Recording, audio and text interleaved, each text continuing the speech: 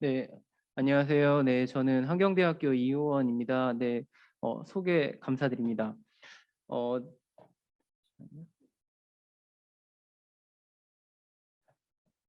제가 오늘 말씀드릴 내용은 UAV 통신을 위해서 강화학습을 어떻게 활용할 수 있을지에 대한 고민들을 많이 이제 많은 분들이 하고 계시는데요. 그런 와중에서 어떤 포인트에서 우리가 UAV 통신의 특징을 잡아서 학습을 적용할 수 있을까 이런 면에서 연구를 진행하였고요. 관련해서 진행한 일들에 대해서 간단하게 소개해 드리도록 하겠습니다.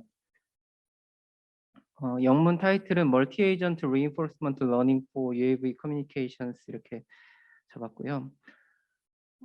인트로부터 조금씩 시작해 보려고 하는데요. 6G에서의 UAV에 대한 이야기 조금 말씀드리고, 그 다음에 우리가 사실 학습을 적용하려면 이제 도메인 널리지 이렇게 얘기하는데 UAV는 과연 어떤 특징을 가지고 있는지 그런 내용들도 알아야 되기 때문에 간략한 UAV 통신의 특징에 대해서도 좀 살펴보고 저희 연구실에서 진행했던 연구들 2개 정도를 소개해 드린 형태로 발표를 진행하도록 하겠습니다.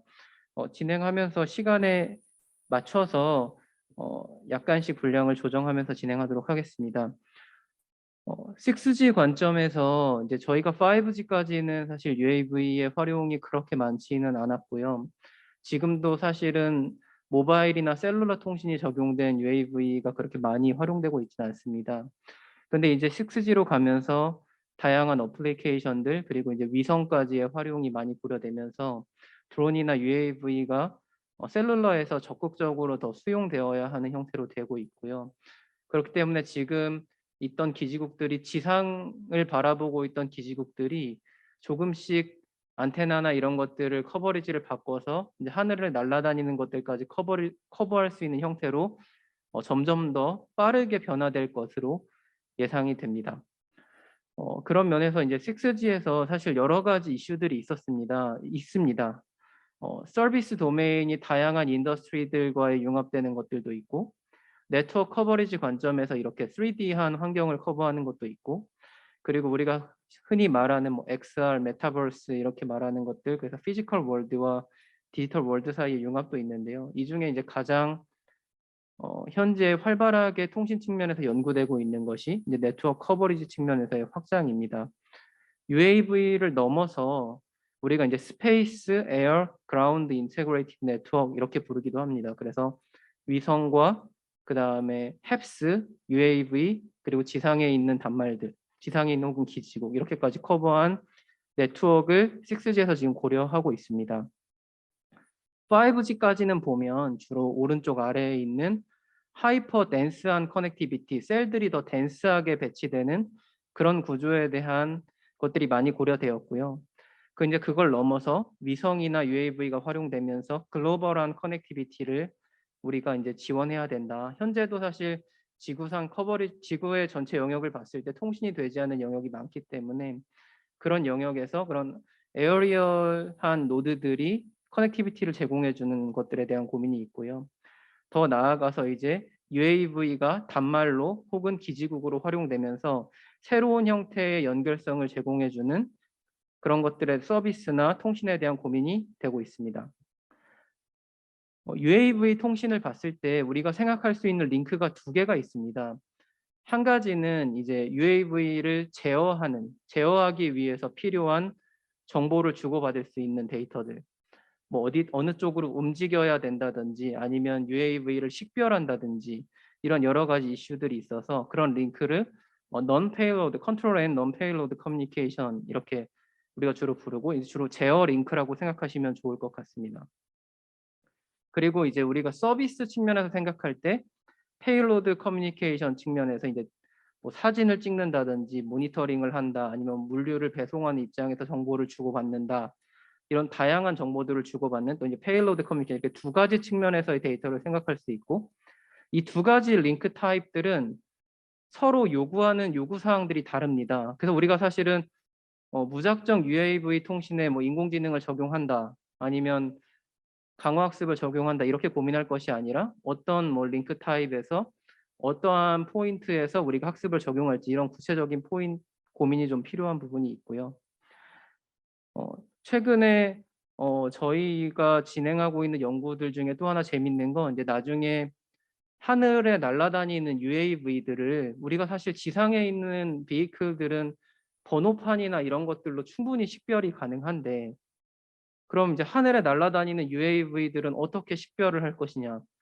저게 누군지, 저게 어떤 일을 하는 건지, 그걸 어떻게 알 수 있을 것인지 이런 것들도 사실 되게 재미있는 이슈이거든요. 그래서 그런 포인트에서도 우리가 이제 어떤 통신을 쓸 거며 어떻게 할지 이런 것들도 되게 재미있는 일들이 될 것 같고요. 이거는 이제 3GPP에서 정의했던 어, 그 데이터 타입은 어떤 것들이 있을 거고 대충 데이터 레이스는 어느 정도가 필요할 거고 이런 것들을 얘기하고 있고요. 우리가 보통 기지국에서 단말을 링크라고 주로 부르는데 이제 단말이 하늘에 있다. 지상기지국이 하늘로 쏜다. 그럼 이걸 우리가 다운링크라고 불러야 될지 업링크라고 불러야 될지 사실 되게 혼란이 많고요. 그런데 이제 저는 기지국에서 어쨌든 단말이 땅에 있든 하늘에 있든 그걸 다운링크라고 주로 말씀을 드릴 거고요.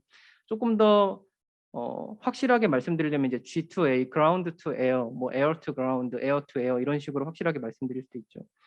3GPP에서 이렇게 예전에 정의한 데이터 레이스는 사실 뭐 커맨드 앤 컨트롤은 뭐 수백 kbps, 그 다음에 뭐 임무를 수행하는 어플리케이션 50Mbps 이렇게 얘기하고 있지만 이제 점점 더 뭐 표준이 발전해 나가고 서비스들이 많이 나오면서 이 리퀘어먼트들은 커맨드 앤 컨트롤 리퀘어먼트는 더 타이트해질 거고 어플리케이션 쪽 리퀘어먼트는 이제 더 높은 데이터 레이트를 지원해야겠죠.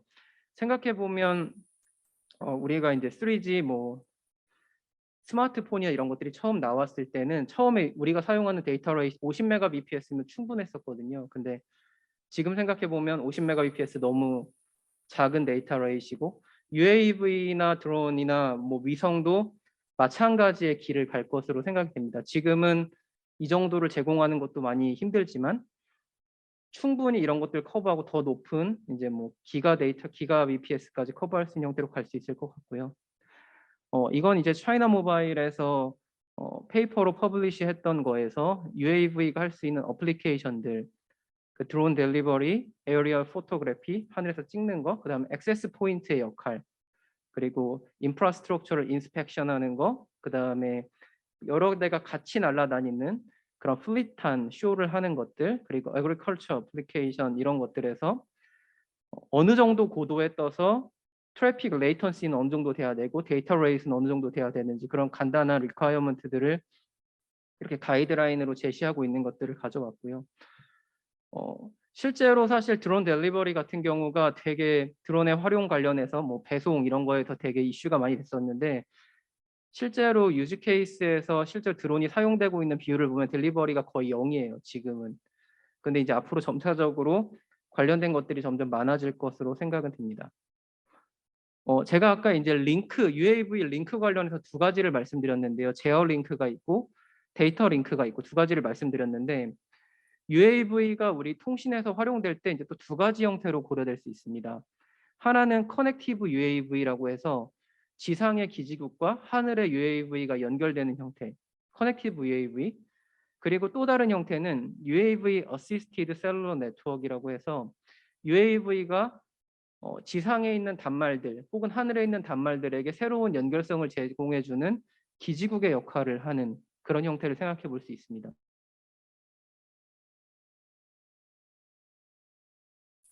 네, 인터넷이 잠깐 끊겨서 제가 현장에서는 살짝 진행을 했는데요. 앞부분만 간단하게 다시 살짝만 말씀드리면 지금 에어투 그라운드 채널 모델에 대해서 말씀을 드리고 있었고요. 저희가 지금 여기서 Elevation Angle Dependent Probabilistic LOS 모델에 대한 설명을 드리고 있는 중이었습니다. 네, 그래서 좀 계속 말씀드리면 엘리베이션 앵글이 이제 커지면서 라인 오브 사이트가 어떻게 확보될 것인지 이제 이것을 보는 것이 있는데 제가 이제 종종 말씀드리는 부분은 이제 저희가 이제 논문을 내고 리뷰를 받아봤더니 그라운드 투 그라운드 채널 같은 경우는 이제 스몰 스케일 페이딩이나 레일리 페이딩으로 잘 모델링이 되는데, 너네는 LOS나 넌 LOS, NLOS는 썼지만, 그리고 여러 가지 어반 디플로이먼트를 활용했지만 스몰 스케일 페이딩을 정말 직접적으로 넣지 않았다. 이런 코멘트가 있어서 저희가 이제 간단하게 이제 그 확률적인 모델을 썼지만 이게 expected한 achievable rate를 보여주는 바운드가 된다. 그리고 얼반, 덴스 얼반, 하이라이즈 얼반, 서벌반에 대해서 그 파라미터들을 다르게 세팅해 줌으로써 스몰 스케일 페이딩을 이펙티브하게 반영할 수 있다. 이런 식으로 이제 디펜스를 했고요. 그리고 이제 채널 모델 특징을 하나 봤고, 또 하나 특징이 네트워크 플래닝 관점인데요. 이것도 사실 좀 재밌는데, 기존에 우리가 2디멘셔널 그라운드 투 그라운드 네트워크에서 셀을 주로 진짜 셀룰러 네트워크, 육각셀로 모델링을 했잖아요. 그러면 단말들이 하늘에 있으면 이제 셀이 도대체 육각셀이냐, 아니면 원이냐, 아니면 원뿔이냐, 정말 이제 많은 것들을 생각해 볼 필요가 있고요. 그런 관점에서 이제 기존에 이제 제시됐던 연구가 있습니다. 어떤 모양으로 셀을 모델링했을 때 하늘에 있는 단말들을 가장 효과적으로 커버할 수 있을 것이냐. 그래서 보면 저렇게 큐브 모양도 있고 헥사고널 프리즘도 있고 롬빅 도데카드론 저 모델도 있고요. 근데 이제 여기서는 면적 부피와 이제 그런 공간 관점에서 트렁케이티드 옥타이드를 저 끝에 있는 모델인데요. 저런 형태로 셀을 모양을 가져갔을 때 공간을 가장 효율적으로 커버할 수 있다. 이제 이런 연구도 이제 네트워크 디플로이먼트에서 고민을 하고 있고, 그 다음에 이제 저희가 이제 한 가지 포인트, 첫 번째 포인트가 채널이었고요. 두 번째 포인트가 이제 셀 모양이었죠. 이제 세 번째 포인트로 보려고 했던 건 이제 UAV의 에너지 컨섬션입니다. 오늘 사실 발표에 한 가지 포함되지 않는 게, 저희는 이제 최근에 이제 테더드 UAV라고 빌딩하고 UAV 사이에 테더가 있어서 그걸로 지속적으로 에너지를 공급해 줄 수 있는 테더드 UAV도 조금 고민을 하고 있는데, 그거는 이제 저희가 이번 발표에서는 뺐고, 그럼 UAV가 우리가 흔히 생각하고 있는 픽스드 윙 UAV도 있고, 아니면은 쿼드콥터 형태의 UAV도 있는데, 쿼드콥터 형태의 UAV라고 했을 때 배터리가 어떻게 소모가 되냐, 모델이 어떻게 되냐, 이런 관점에서 보면 그 배터리 소모 모델을 알아야 UAV의 미션을 정확하게 디자인해 줄 수 있거든요. UAV가 위로 뜨는 고도를 바꾸는 거에 에너지 소모가 되게 크다면 미션을 수행할 때 그런 미션은 최소화하고, 어떻게 했을 때 더 오랜 시간을 날릴 수 있을지 고민하려면 에너지 컨섬션을 고민을 잘 해야 되는데, 쿼드콥터 같은 경우는 한 6가지 정도 볼 수 있습니다. 아이들 모드, 암드 모드라고 해서 이거 돌아가는 거, 그 다음에 테이크 오프라고 해서 위로 뜨는 거, 호리존털하게 수평으로 이동하는 거, 버티컬 무브먼트 하는 거, 호버링 하는 거, 가만히 떠 있는 거예요.